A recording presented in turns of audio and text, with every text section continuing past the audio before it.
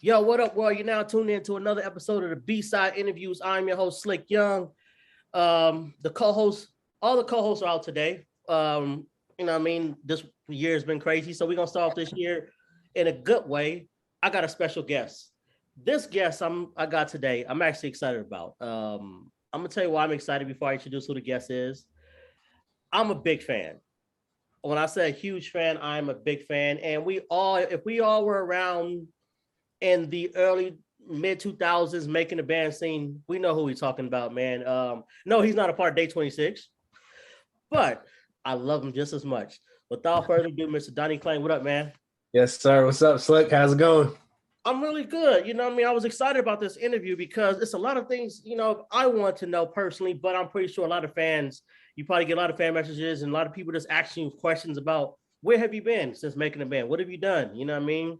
So let's get straight into the earlier days. You know what I mean? You were in line like 1,000 other people for making a band. Yep. And you were the only one to ever get signed as a solo artist. How was that feeling? How was that experience? Yeah, man, it's crazy. It feels like a whole lifetime ago. This is 2000. So our season was 2007. We were after the band, and then we were after the girls. So our season was 07. I'm out. It was actually February, freezing our asses off in the middle of New York City. Like you said, I was in line with like, I don't know, 50,000 people. It was a lot of people. New York was one of the bigger turnouts. And back then, they had MySpace. There was a contest going on to be able to cut the line. And I won that contest. I don't know if people really know about this. I never really used to talk about it in interviews, but I got to cut the line. I went in, it was real quick. I saw Mike Bivens. He was my judge that first day. He's like, yo, you're good. I sang like 2 lines. He's like, come back tomorrow. I come back the next day, it's 100 people. And these are the best singers I've ever heard in my life. Like any one of those 100 people could have made the group. And now I'm like, whoa, like it got real, really fast. But I made it through that. I made it through all the cuts, and the rest was history. Now, one of my favorite things about the show wasn't the drama. Yeah. I was seeing the talent. Yeah. And same. like that, excuse me. I look at you guys' season was you were coming off the first season where was Old Town or something like that. First season. Yeah. Yep. And then we had the classic season started with the band. Yep. And then the lovely females of Donnie Klang. Yep. All of them and all their personalities. And then the cool guys. I call you guys the cool guys season. Yeah. Everybody was cool and had swag. Did you guys feel that, coming into, you guys were the 4th season, I think it was 4th season. Yep. Was it a lot of pressure to at least live up to MTV standards of keeping the ratings going? It was definitely, I mean, it's hard now looking back because I know the parts of it that were politics. I know the parts of it that they were making TV moments out of things that, like you said, like I loved all the real moments, the actual talent times when it was about the music. Then there was a lot of times where they needed to make it a TV show and they played off the drama, or they purposely put us in situations that they knew were going to end up causing drama. But that to me was almost like, I didn't end up going to college. I went for a year and I ended up dropping out for my old group I used to sing in. And then I dropped out the second time to go on making the band. So that to me was my college experience. I was housed up from March until the summer. It was basically like a semester where we were all dorming together, living in the city, going to work out, we basically had classes. We were doing training. We were doing vocal training, dance training, media training. It was basically like, that was, to me, when I look back, that feels like it was my college experience. I'm sorry. Keep going. I'm sorry. Yeah, no, but we knew there was a lot to live up to, especially with like, I guess seeing it from the outside and then ending up on the show it's crazy, because then you're like, all right, well, now you start to see the times where it's like, did they force them to have that fist fight, or was it an organic fist fight? It's like, we started to see where they started to implant the little viruses to try to get the drama out of us. And I'm glad you brought up the college thing because season one, this is our fourth season doing this podcast radio show. Season one, I interviewed Ness. Okay. And one thing Ness said was, because I asked him about the infamous cheesecake walk. And he goes, people make fun of us for walking for cheesecake. What you got to understand is, it's like hazing. When you're in a fraternity, you're in college, you got to do certain things to get to certain places. Yep. So he goes, and so his thing was basically the same thing. Your thing was, he felt like he was in college. This was a college. Yep. We had to learn. We had to take our bumps in the road. Diddy and all those guys that was in charge, they were literally the big frat brothers that you just had to basically kiss their ass, and do things that you probably wouldn't do in your everyday life. Just to keep going. And he said it was a lot of TV moments, things that And he goes, and he even when he broke down the fist fight, he said, you know what, like the fist fight with him and Fred, he goes, we're brothers. We had way more arguments off camera than on camera. Totally, yep. So I agree with the whole college aspect. Now with your season, you guys are coming after the women of Donnie Klang. Yep. And how did you guys feel? Because this was a pop R&B group per se. You guys had to live up to that expectation of what the girls were doing. How did you feel personally standing in line? And even when you got chosen to be in the house, one of my favorite moments, and I still go on YouTube to this day, the end of the road, band versus band, the sing-off. Yeah, I don't even know if people really realize. So the real Making the Band fans know that's the classic scene. So some people, I still see the comments from time to time, like some people think it was either fake. Some people think like, how are you even in that predicament in the first place? And for us, it was, we went through the first day auditions, waiting in the cold. We made it down past each of our individual states, gets narrowed down to 100 from 50,000, whatever, however many tens of thousands. You get narrowed down to 100, then you're narrowed down to like 10 or so to then go back and battle the other states. And now we made it through all this. Top 20 gets into the house. We're going through crazy cuts. We had to walk. We did the walk for the cheesecake also in the freezing cold. So we, as this band of brothers, we formed this bond and we made it through all of these cuts already. And then next thing you know, Diddy's surprise was we were then re-auditioning to save our spot in the house. Yeah. So for us, it was like that moment for us, especially, that was a big moment. That was like, if that gave viewers goosebumps, it really gave us goosebumps because we just, I don't know, it was just instinctive that we were going to come in and do the harmonies. That wasn't planned. That wasn't scripted. That was just, Brian stepped up, he started singing, and we just all stepped up and started singing behind him because we already had formed that. Now, I'm a 100% masculine man. But that point when Brian is there, and you guys were, no pun intended, you guys were in sync. I must have then jumped out my goddamn skin at that moment. That was, I stood up in front of my TV. I started singing. I ain't got no vocals. Yeah. I was a part of the band at that moment. We were there. Yep. We were all there at that moment. And I'm like, because leading up to the commercial break, all you hear is like, hey, they finna take y'all beds. I said, they're not finna take them beds. I know they not. So hey, I was there with y'all. I was there in spirit at that point. Yeah, that was intense. But that was one of the moments too that just, especially for the guys, that's like what really ended up bonding the group too, which ended up becoming the group. No, 100%. These are big moments too that I feel like artists nowadays, they don't get that type of development. It feels like it's just become more about like putting out the hit single. It's slowly coming back around where people are appreciating albums again and longer forms of art. But for that was the last of it. That was like right after like 50 Cent, he signed his big like $5 million deal when he first got signed. Like you're coming out of that age of the 90s and early 2000s where people were still developed before they were signed. Boys to Men, they went through rigorous training with Mike Bivins. Actually, he was part of their development camp. They went through crazy training. In Sync, they went through crazy training before they even hit the stage. That's why some of these, like, I don't really fully understand it, but some of these K-pop groups are running the world right now because they were put through crazy rigorous boot camp training. That's like the only real development I feel like that's still going on. Now it's like you could just come out, put a good song out, and you can make it. Yeah, Back yeah. then, it was like you needed to be a full artist. No, that's true. That's true. That's true. Let's take a quick commercial break because I got some more great details. I mean, great questions I asked you about this, even your career now. B-side interviews, Slick Young, Donnie Klang. We'll be right back, man. I got some good stuff for you guys. 3, 2, 1. Yo, we back. B-side interviews, Slick Young, Donnie Klang is in the building. So that night, the night when the band was picked, Mike, Q, Brian, Every name except me. every name but Donnie. Yeah. I'm sitting here and you know what I mean, my household, you were a fan favorite in the household.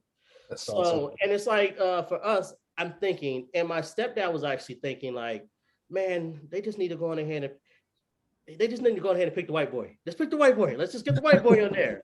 Yeah. He got the John B. Soul. Yep. And your name don't get called. About 45 seconds later, your name gets called. What was that? That was the longest 45 seconds of my life. That was just like, if I remember right, I think Big Mike was the last one chosen. And I remember first feeling that wave of, oh, damn, what now? Do I just go back to, I was working at like a gym and I was working at a warehouse. I dropped out of school.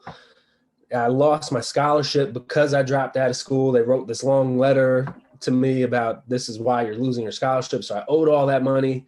And I just remember looking down at my feet like, all right, so I'm just going back to work, I guess. That's it.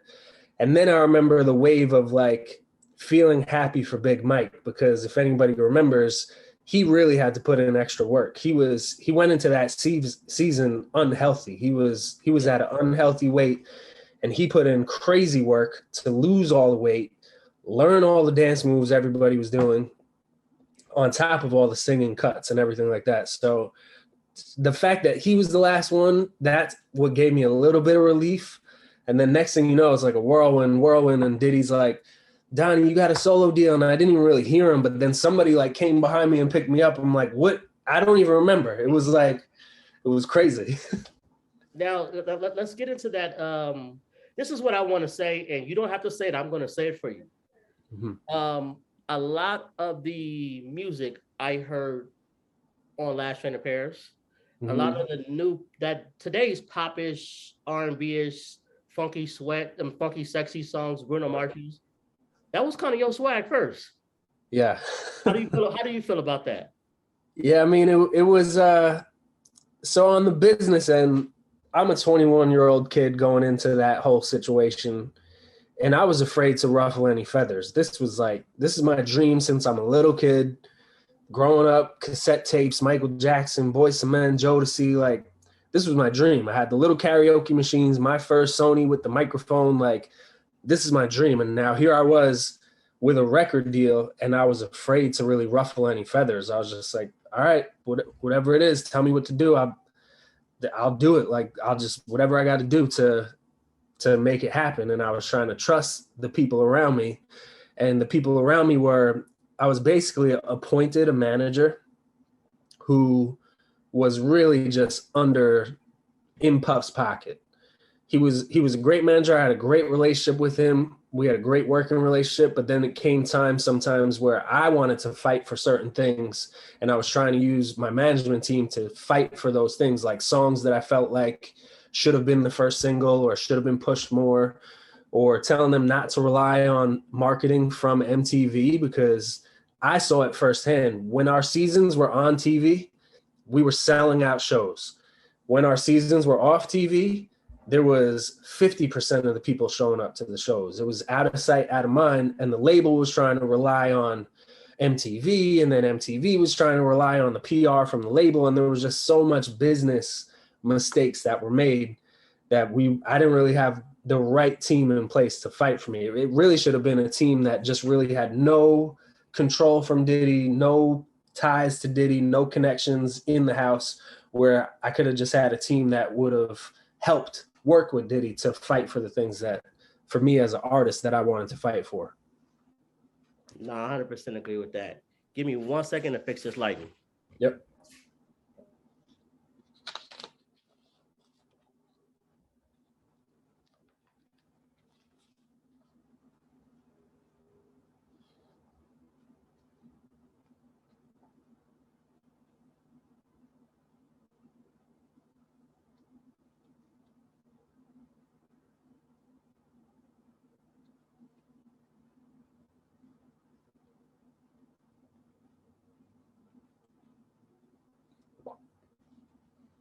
Okay, we're good. We're good. We're good. So so now everyone wants to know what Donnie's doing now. Yeah, so that was '07. We got the record deals. '08 and '09 was a lot of touring. We went through doing the whole like music thing. I was living out of suitcases. 2010, late 2010 is when things started to slow down. And then at that point, I had another record deal on the table with Def Jam, and I was trying to get out of my deal at Bad Boy. So off of good faith, Def Jam paid for me to go down to Atlanta. I stayed down there for 6 months, and I worked with a bunch of producers. I was working with the Corner Boys. That was like the main team I was working with, and then a whole bunch of other people down in Atlanta. I put together like 7 songs that they paid for, and then I came back to New York. They were trying to get me out of the deal, and they didn't release me from the deal. So I wasn't able to put the songs out. That kind of ruined my relationship with Def Jam because they had spent all this money and they weren't able to even try to recoup it. So then 2011, that's when that's the term shelved. I was shelved at that point, and I was like, what am I going to do? Shows started slowing down. I'm like, people at that point were still actively recognizing me, but there was a lot of business mistakes made. I ended up getting rid of that management team. I had trouble finding a good management team after that. So it just got to the point where mistake after mistake. And then I'm like, what am I going to do? I'm going to go work in a Home Depot or something, and people are going to be trying to take pictures with me while I'm restocking shelves. Like, I didn't know what I was going to do. So that year, I ended up opening up a recording studio in New York with one of my buddies I grew up singing with. And we just kind of started with no intentions. We were just like, let's see if we can make something out of this. This was like, I was trying to do something that was still relevant to what I did. And then at this point now, I had made tons of connections in the music business. I was in touch with, obviously, Puff if I wanted to submit an artist or music to him, record labels, A&Rs, other songwriters and big producers. I worked with tons of crazy people. So I wanted to take that network of people that I had and see if we could find an artist that we could put on.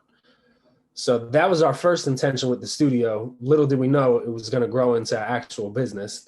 That's what I still do to this day, 10 years later. But one of the first kids that ever came to us was this back then 12-year-old girl, Madison Beer, who she was going to a school of rock, which is basically like a music school, but they teach more like rock style stuff. So her and her family came to us. They were like, our daughter sings. She's pretty. We don't know what to do with her. She doesn't like going to school of rock. We're like, we do pop R&B music. If you want to come to a place like that. So we developed her for like 8 or 9 months. And then we helped her get signed with Justin Bieber and his management, Scooter Braun.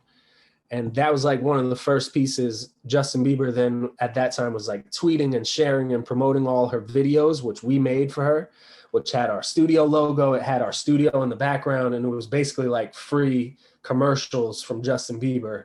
And next thing you know, every kid was calling us like, oh, we want to come develop with you guys. We want to do videos. We want to make songs. We want to do cover songs. We want to make a YouTube channel. And then next thing you know, it's like, here we are 10 years later.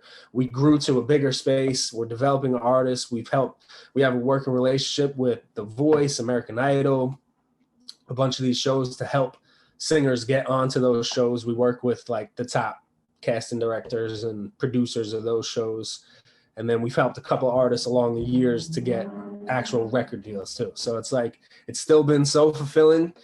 I'm still doing what I love. And it's actually even better from this side because you just get to sit back and not have to deal with the stress of that side of being in the spotlight. So you go from making a band to making bands now. Yeah. Yeah, we did too. For a long time, we had a girl group that we put together they had like 4 heartbreaking things happen for them. They had record deals on the table. One of the things they did, we did a cover of Damaged by Danny Kane, and they put it out, and the girls from Danny Kane shared it. It was crazy. The girls were real good with a cappella. That was like one of the big things we trained them on. They helped share it. They started blowing up. and they had a couple record deals that fell through in the ninth inning, and it was terrible for the girls because they were all young, and to have it handed to them and then taken away was tough. And 5 females with the personalities, it was tough to begin with. Man, that's pretty dope. So I know we're running short on time here. So how would people get to find you if they want to submit stuff to you, or if someone still wants to book you for a feature for, a hook or something, how do they get in contact with you, man? Yeah. So the best way is still my Instagram. It's at Donnie Klang, DonnieKlang. Has all our website, email, and everything on there. I'm living the dad life now. So I have a TikTok, but I kind of made it more about my baby girls. I'm a girl dad. That's dope, man. That's dope. So, man, I appreciate this interview. We're gonna have to bring you back when everybody's healthy, and you know what I mean. Yeah. Because I know we got a female host. She likes to hear you sing, so she, we could have did something for her. So we'll bring you back for that. Awesome. My last question, and just yes or no answer. Did he calls you and says, Danny Kane, Day 26, Donnie Klang Tour? Are you down? Oh man, I've thought about this question a lot because obviously it's something that I would still love to do, but it's like I have a couple businesses going on right now that it's like I'd have to take myself away from them. We have a film business now, we have the studio business, we have our development business, so it would be hard to take the time away. But I don't know. I don't think I'd be able to say no. I'd have to do it. As long as I could bring my baby girls with me.